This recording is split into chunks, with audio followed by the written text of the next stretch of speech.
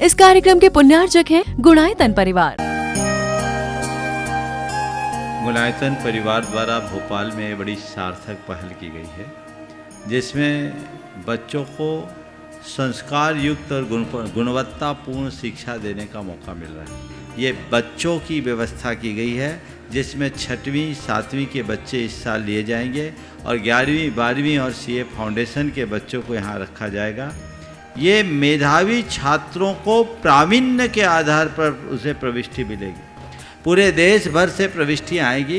प्रत्येक कक्षा में मात्र 30-30 बच्चों का ही चयन होगा और चयनित बच्चे वे होंगे जो अपनी प्रतिभा के बल पर चुने जाएंगे और उनको एक प्रकार की स्कॉलरशिप दी जाएगी। ये छात्रवृत्ति के तहत पढ़ेंगे।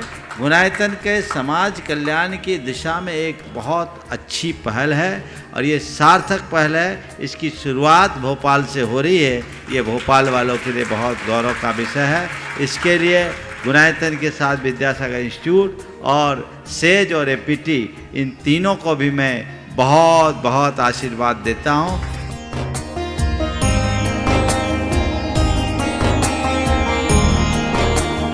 एक आदर्श और व्यवस्थित दिनचर्या का लक्ष्य प्राप्ति में बहुत बड़ा योगदान होता है।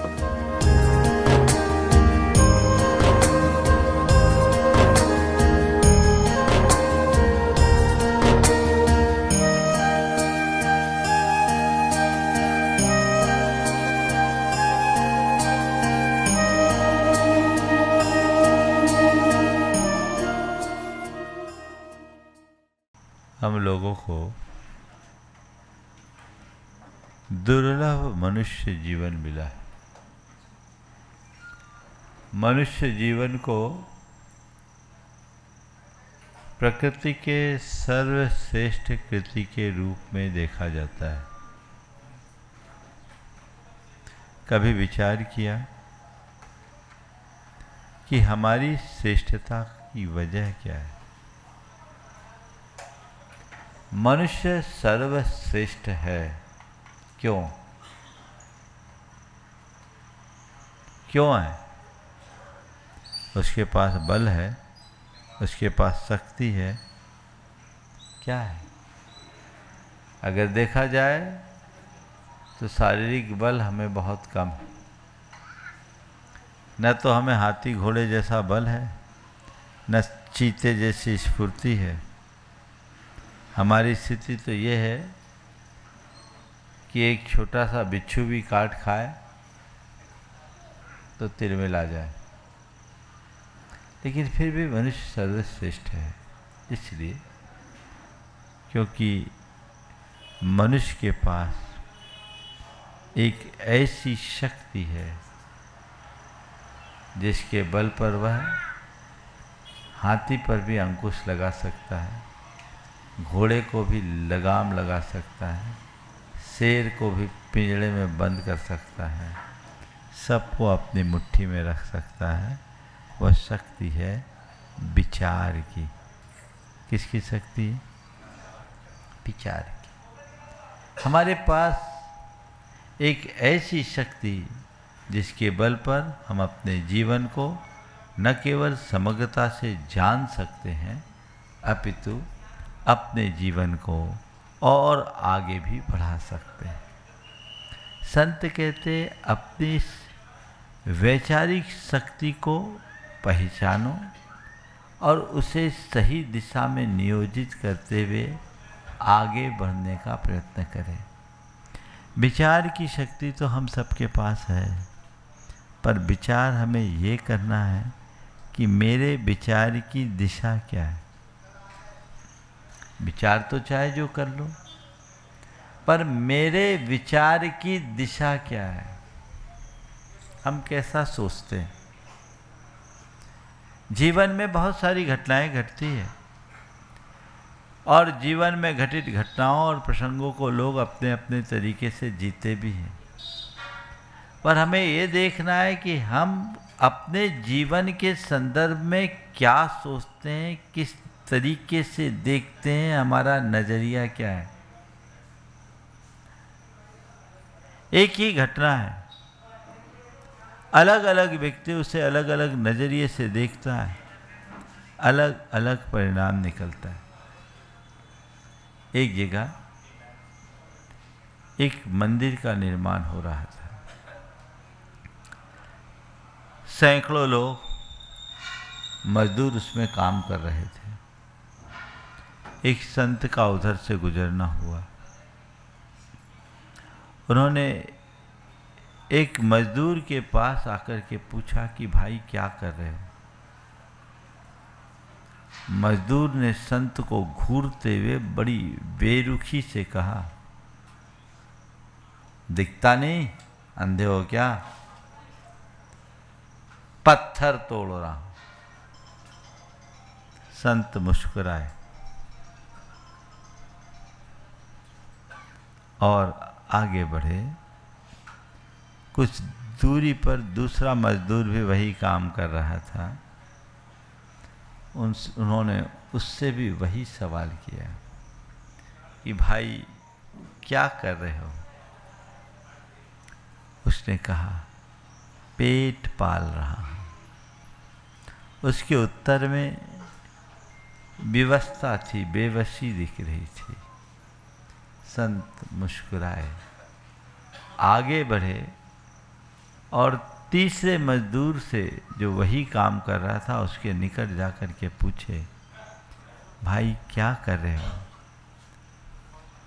वह अपना काम करते हुए प्रभु के गीत गुनगुना रहा था। संत ने निकट आकर के जब उससे पूछा कि क्या कर रहे हो, तो उसने बड़े प्रसन्नता और आह्लाद से उत्तर दिया, मंदिर बना रहा हूँ, भगवान का मंदिर बना रहा हूँ।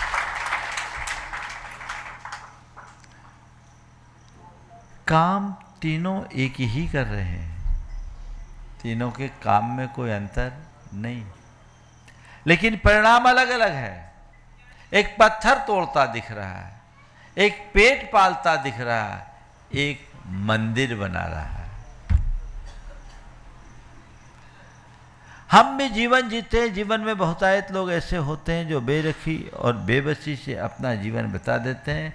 कुछ लोग होते हैं जिनका स्वभाव भी बड़ा उजड्ड होता है, वो बेरुखी से ही बात करते, सीधी मुँह बात ही नहीं करते।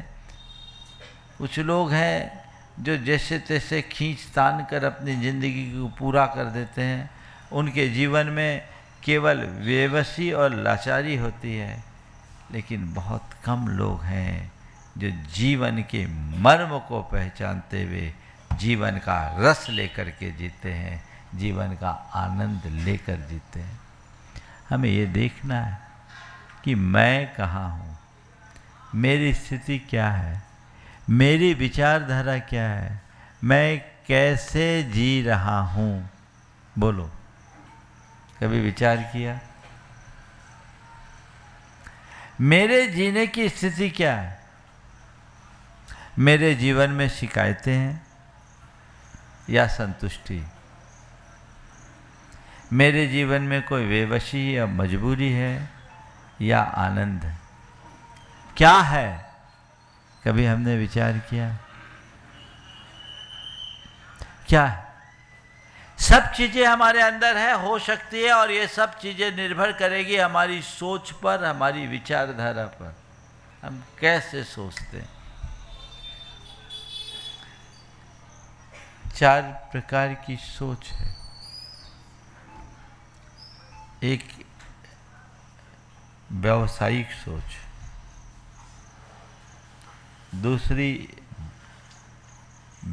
भौतिक सोच, दूसरी व्यावसायिक सोच, तीसरी व्यवहारिक सोच और चौथी आध्यात्मिक सोच। हमें अपने सोच के स्तर को पहचानना है। सबसे पहले स्तर की सोच है भौतिक सोच। संसार के ज़्यादातर लोग इसी सोच से ग्रसित दिखते हैं। भौतिक सोच, भौतिक सोच यानी खाओ पियो मौज करो। बहुत सारी दुनिया में ऐसे लोग हैं जिनके जीवन का एक ही मकसद है, वह है पदार्थ और पदार्थ जन भोग, मौज मजा मस्ती, इसके अलावा और कुछ नहीं। भोग विलास के अलावा उनके जीवन में कुछ है ही नहीं।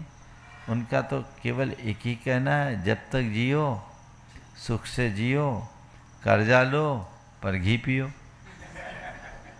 उनके लिए क्या कहेंगे?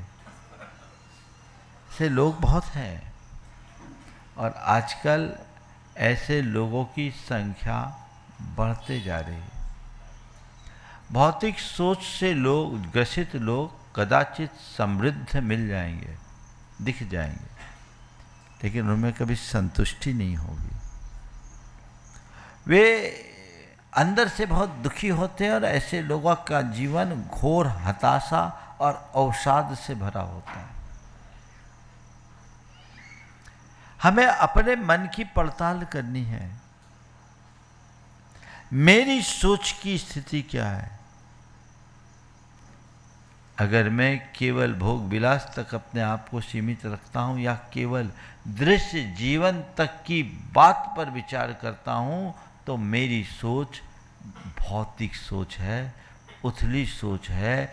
मुझे अपनी सोच को बदलने की आवश्यकता है, क्योंकि ये सोच मेरा उद्धार नहीं कराएगी। इस सोच से मेरा उद्धार नहीं हो सकता। अपनी सोच को बदलना है। परिवर्तन बहुत आवश्यक है। दूसरे क्रम में व्यावसायिक सोच। व्यावसायिक सोच में क्या होता है? जो आप लोग अपने दुकान में करते हो, अपने दफ्तर में करते हो, अपने कार्य क्षेत्र में करते हो, व्यवसाय किस लिए किया जाता है? बोलो, आप लोग ज़्यादातर व्यवसायी हो। व्यवसाय किस लिए करते हो? हाँ, लाभ कमाने के लिए। क्या करने के लिए? लाभ कमाने के लिए। व्यापार का केंद्र प्रॉफिट और लॉस होता है। अधिक से अधिक लाभ कमाने की आकांक्षा से व्यापार किया जाता है। ठीक है। जो लोग व्यापार करते समय व्यापारिक सोच रखे, उसमें कोई परेशानी नहीं। लेकिन जिनकी सोच में ही व्यापार हो तो क्या होगा? हाँ, सोच में ही व्यापार। कुछ लोग होते हैं जो बड़े कैलकुलेटिव होते हैं, जोड़ घटाव से। इस सोच से व्यापार चलेगा, परिवार नहीं। इस सोच से तुम्हारा जीवन व्यवहार नहीं चल सकेगा। ऐसी सोच रखोगे तो तुम कहीं के नहीं रहोगे। लेकिन हिसाब किताब रखते हैं जो व्यापारी होते हैं ना, इस सोच से ग्रसित लोग, वो सब जगह ऐसे ही कैलकुलेशन करते हैं। मैं एक जगह था, एक सज्जन आए, नए नए जुड़े, उन्होंने बड़ी बोली ली, मेरे निकट आए। लोगों ने कहा, भैया बहुत अच्छी खुशी है, आज तुम महाराज से जुड़े दिख रहे हो, बहुत दान आन भी तुम कर रहे हो, बड़ी खुशी हो, तुम्हारे मन में बड़ा लगाव जग गया। बोले, लगाव मगाव छोड़ो भाई, महाराज टॉप के हैं। महाराज टॉप के हैं, महाराज के फॉलोअर्स बहुत हैं, सब बड़े बड़े लोग हैं। हमारी 3-3 बेटियां महाराज से नहीं जुड़ेंगे तो संबंध कैसे होगा? अब देखो क्या है। हालांकि मैं ऐसे लोगों के लिए सोचता, चल भाई तू किसी भाव से आ, अस्पताल में आने के बाद ठीक तो हम कर ही देंगे, भर्ती तो हो एक बार। लेकिन हम देखें हम कहाँ हैं? धर्म करते हुए भी व्यापार कर रहे हैं, धर्म पल रहा है भ्रम। हम अंधेरे में हैं। कई बार ऐसी मनोदशा लोगों की बन जाती। ये दूसरे स्तर की सोच है जो ठीक नहीं। आजकल तो गिव एंड टेक, ये चीजें आ गई ना, ये क्या है? हर जगह ऐसा कैलकुलेशन उचित नहीं है। व्यापार तक व्यापार इसी सोच से करो। व्यापार हमेशा लाभ और नुकसान को देख करके किया जाता है, पर हमें अपना परिवार चलाना है तो उसे भावनात्मक दृष्टि से देख करके करना होगा। वहाँ हमें व्यवहारिक स्तर पर विचार करना होगा।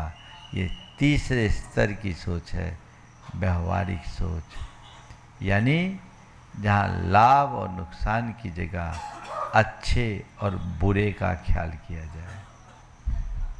क्या है? लाभ और नुकसान की जगह अच्छे और बुरे की।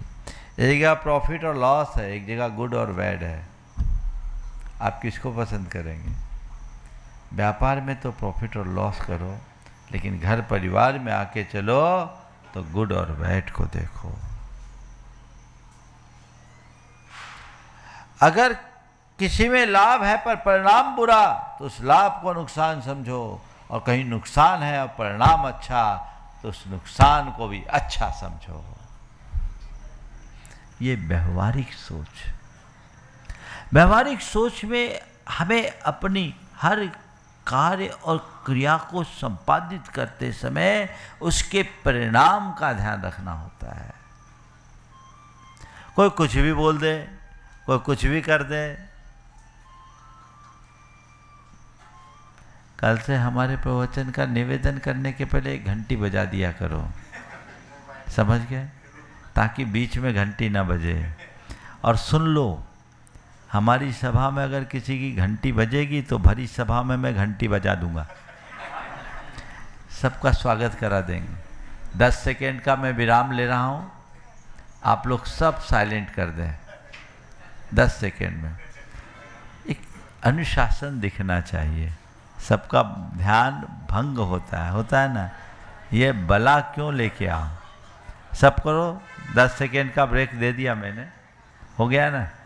हाँ, आदत में है, क्या करें, इसे बदलना चाहिए। तो व्यवहार क्या बोलता है? कोई भी कार्य करो तो कार्य करते समय उसके परिणाम को ध्यान रखते हुए करो। किसी से कुछ भी बोल दो। कई लोग ऐसे हैं जो बड़े व्यवहारिक होते हैं, हर बात का ध्यान रखते हैं, उनके प्रत्येक बात में मैनर्स झलकता है।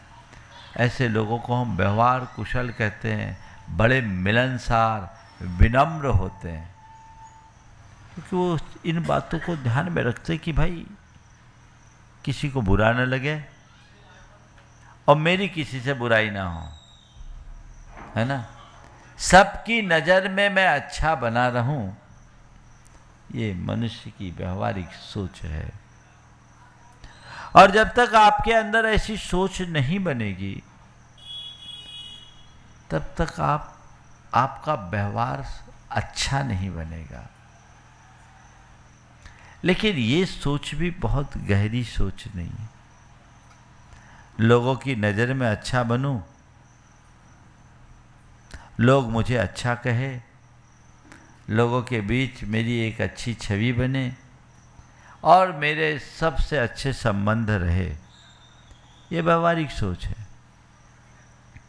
पर इससे ऊपर की सोच है आध्यात्मिक सोच, जो कहती है मैं लोगों के नज़र में अच्छा रहूं, ये बात की बात है। मैं खुद की नज़र में अच्छा बनूं, ये असली बात है। मैं भीतर से अच्छा बनूं, मेरी ये कोशिश होनी चाहिए। लोगों के बीच मेरी क्या रेपुटेशन है, ये मेरे लिए बहुत अर्थपूर्ण नहीं है, पर मैं भीतर से क्या हूं, ये मेरे लिए बहुत महत्वपूर्ण है। जो मैं भीतर से हूं, मुझे उसे पहचानना है और उसे ठीक करना है। वो कब होगा? जब हमारी दृष्टि हमारी आत्मा पर केंद्रित होगी। आत्मदृष्टि, अध्यात्म दृष्टि जब मनुष्य के अंतर्मन में प्रकट हो जाती है, उसके चिंतन की धारा बदल जाती है, उसके सोच का स्तर बदल जाता है, वो हर बात को उसी तरीके से करता है। और ऐसे व्यक्ति के हृदय में आवेग संवेग कम हो जाते हैं, ऐसे व्यक्ति का चित्त अभिमान और आसक्ति से मुक्त हो जाता है। अपनी सोच को उस दिशा में ले जाने की आवश्यकता है। हम लोग धर्म की बात करते हैं। जैन दर्शन में धर्म की शुरुआत सम्यक दर्शन से होती है। इसका मतलब क्या है? बहुत सारी परिभाषाएं रटी हुई है, आप लोग ध्यान रखना। परिभाषाएं रटने से सम्यक दर्शन नहीं होता, दृष्टि पलटने से सम्यक दर्शन होता है। परिभाषाएं रटने से सम्यक दर्शन नहीं होगा, दृष्टि पलटने से सम्यक दर्शन होता है। दृष्टि पलटने का मतलब क्या है? विचारों में परिवर्तन, आध्यात्मिक विचार की अभिव्यक्ति ही सम्यक दर्शन है। एक वैचारिक क्रांति हो, अपने अंदर वो अध्यात्म उद्घाटित करे, हृदय में उस अध्यात्म को प्रतिष्ठापित करे, तब सम्यक दर्शन होगा। जिसके अंतर्मन में यह दृष्टि प्रकट हो जाती है, उसको चीज़ों को देखने का नज़रिया ही बदल जाता है। वो कहीं भी देखता है तो उसमें अपना हित देखता है। लाभ और नुकसान, अच्छा और बुरा, इससे आगे हित और अहित। हित और अहित, अच्छा बुरा से ऊंचा हित अहित है। लाभ और नुकसान बाहरी दृष्टि है, अच्छा और बुरा मन से जुड़ा है, हित और अहित आत्मा से जुड़ा है। मन को हिताहित से कोई लेना देना नहीं। मन को तो जो अच्छा लगे वो ठीक है, जो खराब लगे वो ठीक नहीं है, है ना? डायबिटिक है, 5 यूनिट इंसुलिन लग रहा है, लेकिन फिर भी सवेरे से जलेबी और रसगुल्ला खाने का मन करता है, क्योंकि वो अच्छा लगता है ना? 2-4 बैठे होंगे यहाँ भी, खा के आए होंगे। एक सज्जन के बारे में बताया महाराज जी, उनकी रोज खाने की इच्छा, बोले 5 लगाता हूँ, 7 लगा लूंगा, खाने को तो जीवन मिला है, खाए नहीं तो क्या करे। मन की लीला बड़ी विचित्र है। मन अपने सुख को देखता है जिसमें उसको अच्छा लगता है। संत कहते हैं इससे काम नहीं चलेगा। आज सुख दिख रहा है, कल दुख होगा। अल्पकालिक सुख है, पर उसमें अहित है, इससे बचो। ये तब संभव होगा जब तुम मन से ऊपर उठकर आत्मा की तरफ दृष्टि डालोगे, सुख को तिलांजलि देकर हित को प्रमुखता दोगे। किसे देखना? सुख को तिलांजलि देकर हित को प्रमुखता दो। अभी तक क्या किया? प्रमुखता किसको मिली? सुख को की? थोड़ा जोर से तो बोलो। सुख को कि हित को? अभी तक हित को तिलांजलि दी और सुख को प्रमुखता दी, इसीलिए दुखी बने हो। जिस दिन सुख को तिलांजलि देकर हित को प्रमुखता दोगे, सुखी हो जाओगे। सुख को तिलांजलि देकर हित को प्रमुखता देने का प्रयत्न कीजिए। वो पुरुषार्थ अपने अंदर होना चाहिए। इसी का नाम अध्यात्म है। एक लक्ष्य बनाइए कि मुझे अब अपनी आत्मा का हित करना है, मुझे अपना कल्याण करना है। बहुत हो लिया, बहुत संसार में रुल गए, रुल चुके। अब भव भ्रमण मिटाना है। कभी लगता है ऐसा? बोलो। मन में कभी ऐसी हुक सी उठती है कि इस संसार में 4 गति 84 लाख योनियों वाले संसार में मैं बहुत भटक चुका, बहुत दुख पा चुका। चतुर्गति भ्रमण की जो वेदना, उसका एहसास होता है? संभवतः नहीं। होता होगा कब? जब प्रवचनों में बैठते हैं तब, या शास्त्र पलटते हैं तब। अंदर एक तड़पन होनी चाहिए। शास्त्रकार कहते हैं संसारी प्राणी की बड़ी विचित्रता है। यो यत्र निवसन्नास्ते सतत्र कुरुते रतिम। जो जहां रहता है वहीं रम जाता है। जहां रहता वहीं रम गया, सब भूल जाता है। बिष्टा का कीड़ा बिष्टा में ही आनंद मनाता है। संत कहते नहीं, थोड़ा ऊपर उठो, अपने असली हित को देखो। वो बुद्धि अंदर से जगेगी तब जीवन की दिशा बदलेगी, उसी में उद्धार होगा। और कोई दूसरा रास्ता हमारे पास नहीं है। ये अंतर मन में बैठाने की जरूरत है। तो अपने विचारों को जागरूक रखिए, विचारों को निर्मल बनाने की कोशिश कीजिए। वो भेद विज्ञान यदि अंतर मन में जग गया तो सारा रास्ता अपने आप खुलेगा। कैसे देखते? जब मैं पढ़ता था, हमारे एक शिक्षक थे, उन्होंने अपने घर के बाहर 3 शीशम का पेड़ लगाया। झारखंड बिहार में शीशम बहुत होता है। हम लोगों का टेस्ट लेने के भाव से उनने सवाल किया, ये बताओ 20 साल बाद इन 3 पेड़ों की दशा क्या होगी? 3 पेड़ लगाए और 20 साल बाद इन तीनों पेड़ की स्थिति क्या होगी?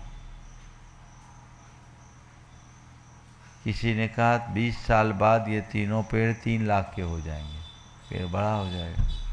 किसी ने कहा 20 साल बाद ये पेड़ इतने बड़े होंगे कि आपके घर के आगे कचरा होगा पत्तों से और पक्षियों के बीट से। किसी ने कुछ, किसी ने कुछ, किसी ने कुछ कहा। आखिरी में मुझसे पूछा, जैन बताओ तुम क्या बोलते हो?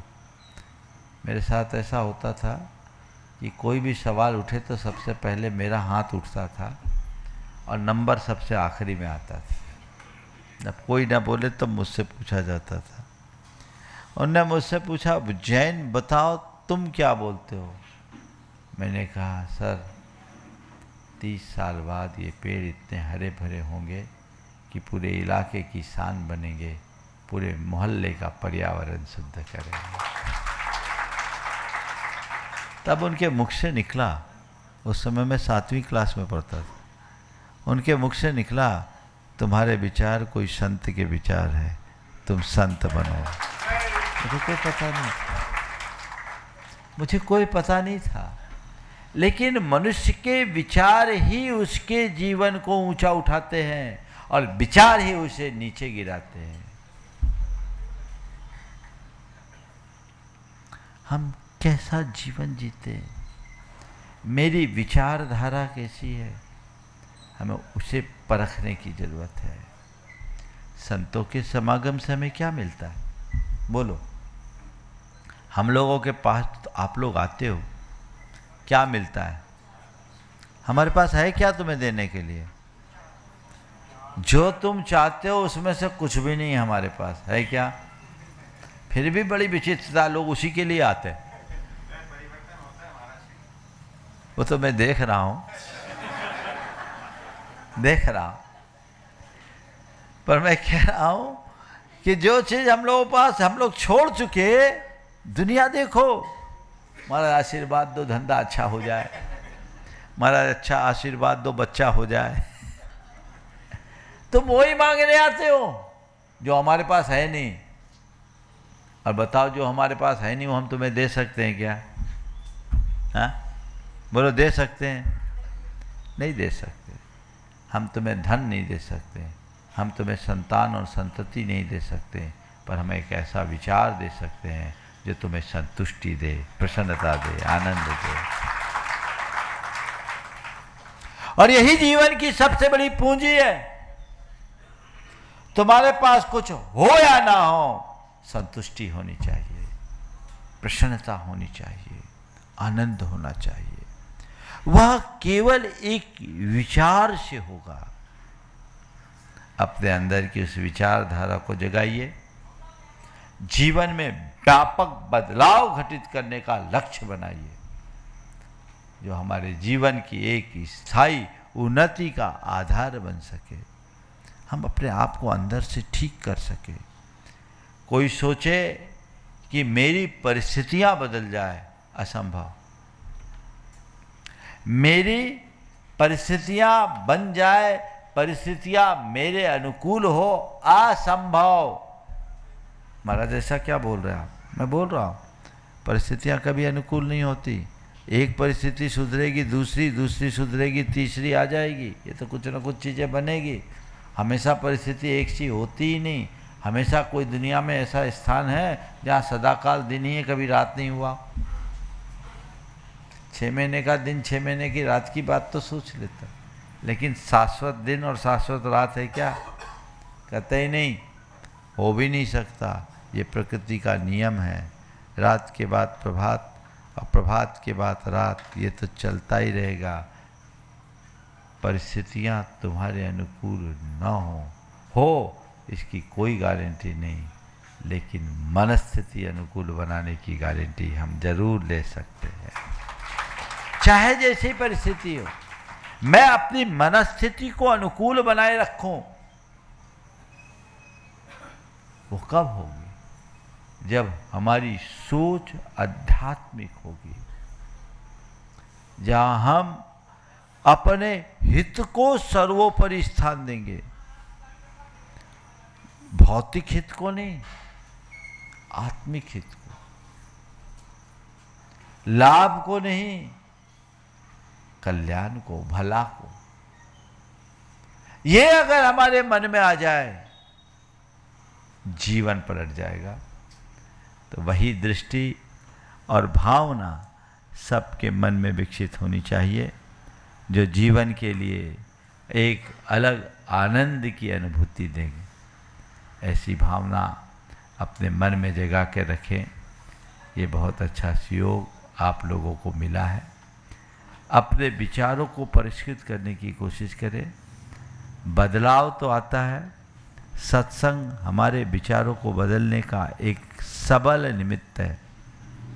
कल भी मैंने संघ का समाधान में 4 बातें आप लोगों से की थी। ये सत्संग मिल रहा है, लाभ लेते रहें और अपने जीवन में व्यापक बदलाव करने की कोशिश करें। आने वाले 30 जून का दिन हम सबके लिए बहुत ही महत्वपूर्ण दिन है। पता है 30 जून को क्या हुआ? 30 जून को परम पूज्य गुरुदेव का दीक्षा दिवस आने वाला है। और इस बार लंबे अंतराल के उपरांत 30 जून को वही दिन आने वाला है जिस दिन आचार्य महाराज ने दीक्षा ली थी। तारीख, तिथि, नक्षत्र और कहते हैं वार भी, दिन भी, शायद दिन भी, हाँ वार, ये सब मैच हो रहे हैं। यानी एक लंबे अंतराल के बाद वो पंचांग लौटा है। यह अभूतपूर्व होगा। भोपाल वासियों के लिए ये बड़ा गौरव का विषय है। तो आने वाला 30 जून, आज शाम को उसकी पूरी विस्तृत रूपरेखा आप लोगों के बीच रखी जाएगी। और आने वाला 30 जून आचार्य विद्यासागर के नाम हम सब समर्पित करेंगे। धूमधाम से उनके दीक्षा दिवस को हम सब संपन्न करेंगे। समय हो रहा है और सूचनाओं के लिए मैं यहीं पर विराम दे रहा हूँ। बोलिए अहिंसा परमो धर्म की। गुलायतन परिवार द्वारा भोपाल में बड़ी सार्थक पहल की गई है, जिसमें बच्चों को संस्कार युक्त और गुणवत्तापूर्ण शिक्षा देने का मौका मिल रहा है। ये बच्चों की व्यवस्था की गई है, जिसमें 6वीं 7वीं के बच्चे इस साल लिए जाएंगे और 11वीं 12वीं और CA फाउंडेशन के बच्चों को यहाँ रखा जाएगा। ये मेधावी छात्रों को प्रावीण्य के आधार पर उसे प्रविष्टि मिलेगी। पूरे देश भर से प्रविष्टि आएगी। प्रत्येक कक्षा में मात्र 30-30 बच्चों का ही चयन होगा और चयनित बच्चे वे होंगे जो अपनी प्रतिभा के बल पर चुने जाएंगे और उनको एक प्रकार की स्कॉलरशिप दी जाएगी। ये छात्रवृत्ति के तहत पढ़ेंगे। गुणायतन के समाज कल्याण की दिशा में एक बहुत अच्छी पहल है और ये सार्थक पहल है। इसकी शुरुआत भोपाल से हो रही है। ये भोपाल वालों के लिए बहुत गौरव का विषय है।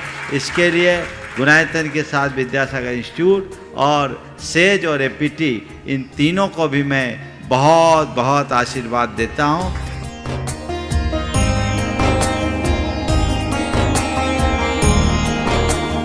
एक आदर्श और व्यवस्थित दिनचर्या का लक्ष्य प्राप्ति में बहुत बड़ा योगदान होता है।